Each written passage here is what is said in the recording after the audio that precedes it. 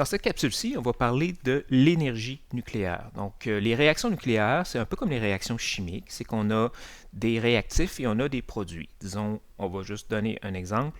Si on a un réactif A avec un réactif B, et on va obtenir comme produit C et D, mais on va avoir en général en plus un surplus d'énergie. Donc, c'est pas E pour une particule, E pour énergie.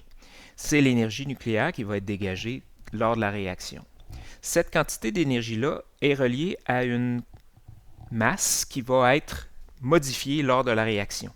Donc, l'énergie en tant que telle va être égale à ce qu'on appelle le défaut de masse, c'est-à-dire la variation de la masse lors de la réaction, multipliée par C au carré. C'est la fameuse équation d'Einstein, E égale mc carré, mais dans ce cas-ci, c'est une partie de la masse qui est modifiée.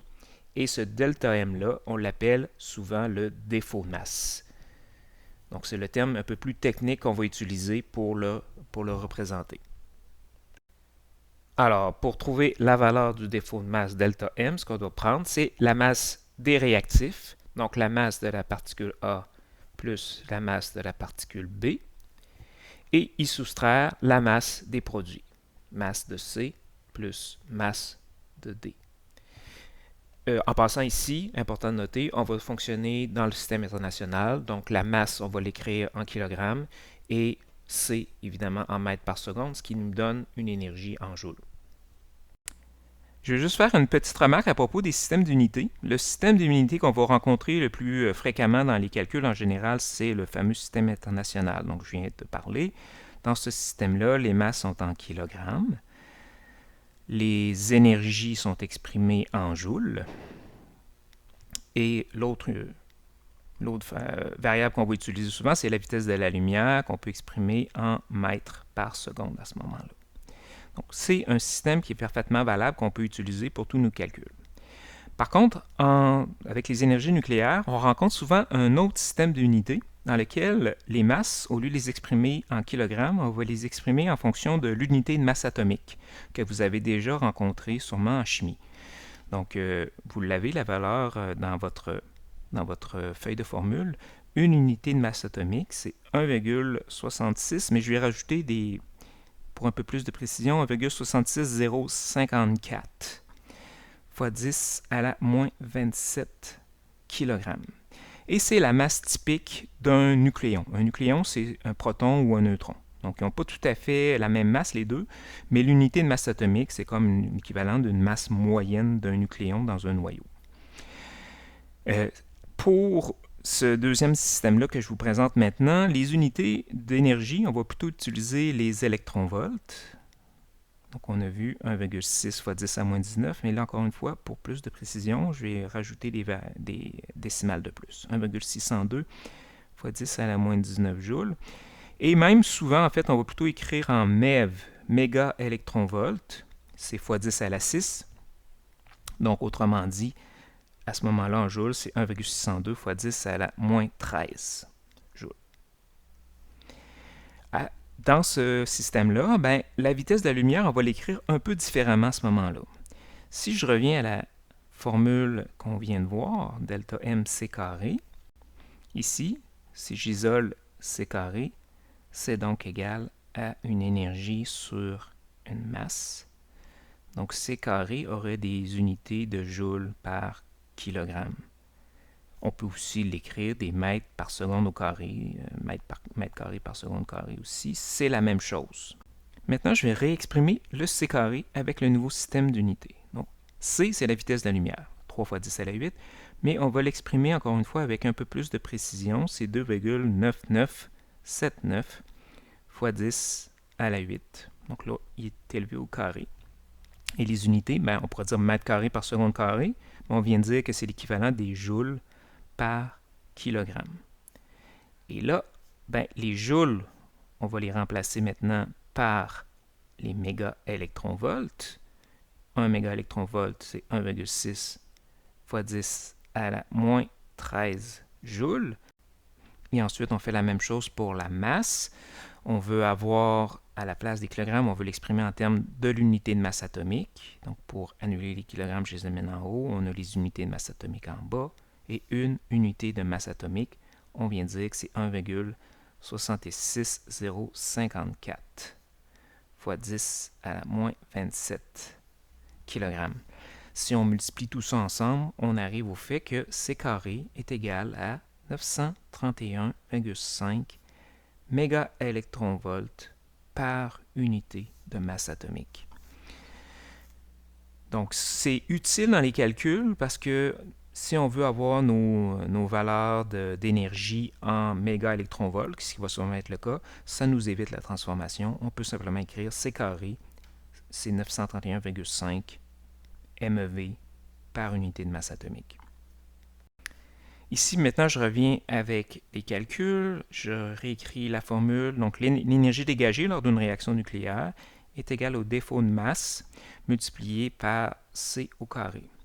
Donc, ici, on peut travailler de deux façons avec les systèmes d'unités. On peut travailler avec le SI, comme d'habitude, donc avec le C carré à ce moment-là, qui va être 3 fois 10 à la 8 au carré, là, mètre carré par seconde carré ou joule par kilogramme, peu importe.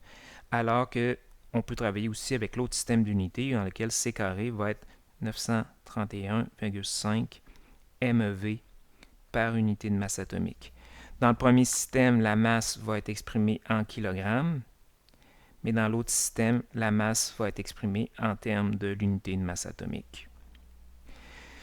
À ce moment-là, si je l'élabore comme on l'avait fait précédemment, l'énergie dégagée lors de la réaction, ça va être égal à la masse des réactifs moins la masse des produits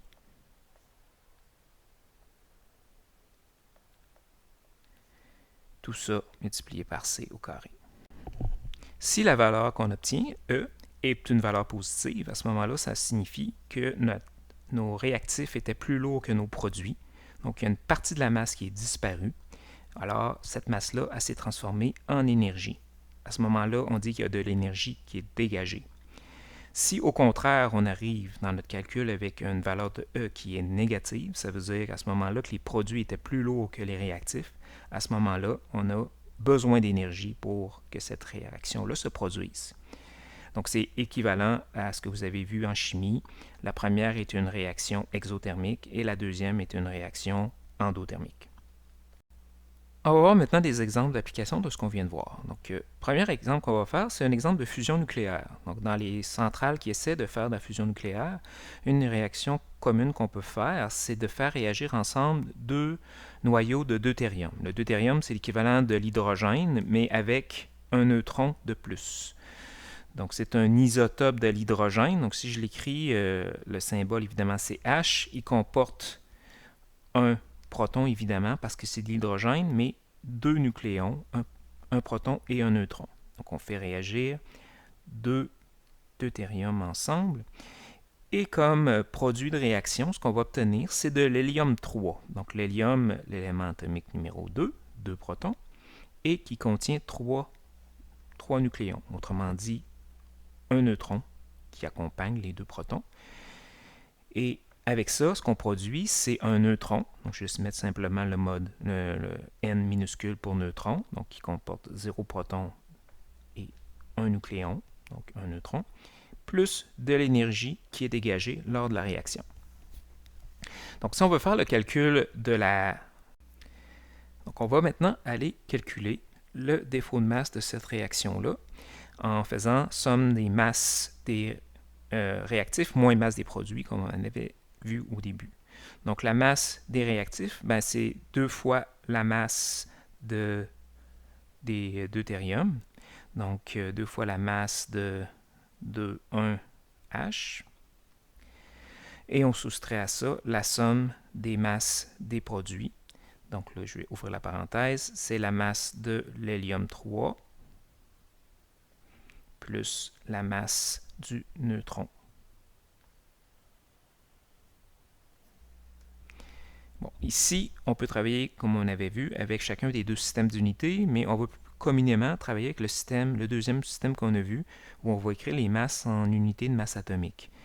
c'est des valeurs qui vont vous être données à l'examen, comme par exemple pour le deutérium, c'est 2,014 101 779 unités de masse atomique. Donc, c'est très précis. Là, on va avoir besoin de beaucoup de chiffres significatifs, étant donné que les différences de masse sont toutes petites.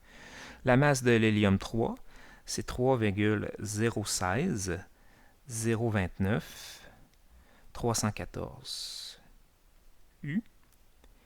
Et enfin, la masse du neutron, c'est 1,008 665 unités de masse atomique. Si on fait le calcul, on obtient comme défaut de masse 0,003 509 248 unités de masse atomique. Donc, si on veut savoir l'énergie dégagée, delta M, c'est la valeur qu'on vient de trouver, fois C carré. À ce moment-là, je vais aller remplacer la valeur qu'on vient de trouver en unité de masse atomique